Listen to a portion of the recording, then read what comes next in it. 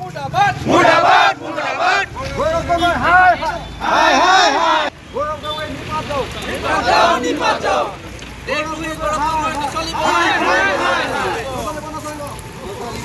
মুর্দাবাদ মুর্দাবাদ মুর্দাবাদ লে সে সে লে সে সে গৌরব গগৈ লে সে সে লে সে সে মুর্দাবাদ মুর্দাবাদ গৌরব গগৈ মুর্দাবাদ মুর্দাবাদ মুর্দাবাদ গৌরব গগৈ হুঁশিয়ার হুঁশিয়ার হুঁশিয়ার গৌরব গগৈ লে সে সে লে সে সে গৌরব গগৈ লে সে সে গৌরব গগৈ মুর্দাবাদ মুর্দাবাদ মুর্দাবাদ। প্ৰথম কথা আমি জন্মৰ পৰা যিখন শত্ৰু ৰাষ্ট্ৰৰ বিষয়ে শুনি আহিছিলোঁ, যিখন দেশে আমাৰ সৰুকালৰ পৰা আমি দেখি আহিছোঁ যে ভাৰত তথা ভাৰতীয় জনগণৰ বিৰুদ্ধে ষড়যন্ত্ৰ ৰচনা কৰি আহিছে, যিখন দেশৰ চৰকাৰে ভালে কিবা ভাৰতৰ বিপক্ষে যুদ্ধ ঘোষণা কৰিছিলে, যিখন দেশৰ লগে মুম্বাই নিচিনা কাণ্ড ঘটনা ঘটাইছিলে, যিখন দেশে পুলৱামা নিচিনা কাণ্ড ঘটনা ঘটাইছিলে, এনেকুৱা অগাধ কাণ্ড হৈছিলে, সেইখন দেশলৈ আমাৰ সাংসদ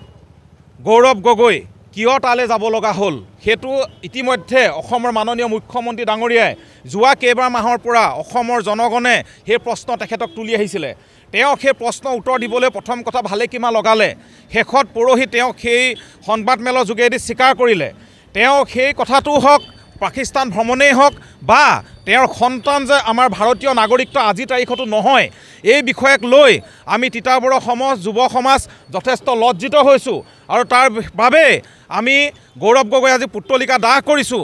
আৰু তেওঁ কিয় গৈছিলে, তেওঁ পাকিস্তান গ'লেহে যে তেওঁ অন্তৰাত্মাই শান্তি পায়, তেওঁ এনেকুৱা কি কাৰণ আছিলে যে পাকিস্তান যাবলগীয়া হৈছিলে, যিখিনি কথা অসমৰ জনগণ তথা অসমৰ মাননীয় মুখ্যমন্ত্ৰী ডাঙৰীয়াও বাৰম্বাৰ তেওঁৰ পৰা উত্তৰ বিচাৰি আছে।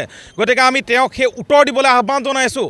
তেওঁ যিবিলাক আমাৰ জনগণৰ প্ৰশ্ন, আমি যথেষ্ট ক্ষোভিত হৈ আছোঁ, তেওঁ কিয় তালৈ গৈছিলে সেইটো এটা ডাঙৰ প্ৰশ্ন। গতিকে সেইখিনি তেওঁ দিয়ক, অন্যথা আমি তেওঁৰ বিৰুদ্ধে ভৱিষ্যতৰ দিনত আকৌ আন্দোলনৰ কাৰ্যসূচী ল'বলৈ বাধ্য হ'ম।